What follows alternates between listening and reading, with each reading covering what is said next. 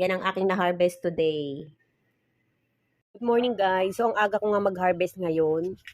Ito yung huling makukuha ko sa aking punong pipino. Ayan, siguro 3 piraso lang aking makukuha.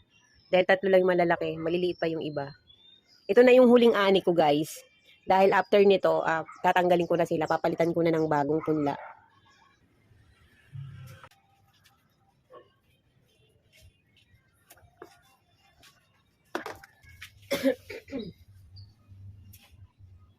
Ayan na yung aking na-harvest. Ayan, 3 piraso lang. Nung nakaraan, 4 na piraso.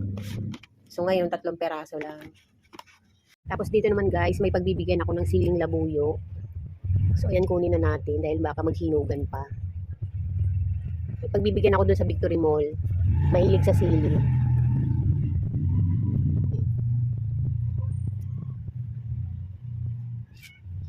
Diba, ang daming bunga.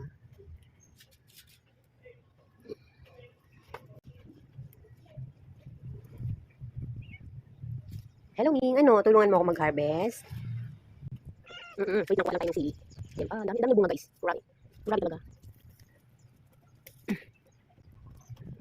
So, ayan pa. Aray, kumini. Wait lang. Pinukulang naman ako. Inuha tayo ng sili. Wait lang. Ano pa tayo ng sili? Marami pa kaya lang hindi pa siya masyadong kulang. Ilipat pa. So, ilipat ko lang siya ng lagayan. Yung isa pala guys, binaon na ni partner.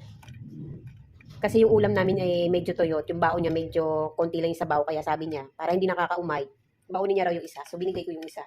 Tapos, syempre, may na-harvest din tayong kangkong yan, guys. Sa aking tanim din. Laano ko lang to siya. I-steam ko lang to siya. Tapos, lalagyan ko lang siya ng ganito, oh. Yan. Ay, ang sarap niya. I-steam mo lang, tapos ito lang ilalagay mo. Napakasarap, guys.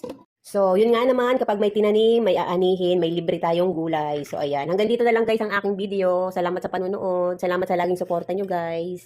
Bye-bye. Good morning. Yan ang aking na-harvest today.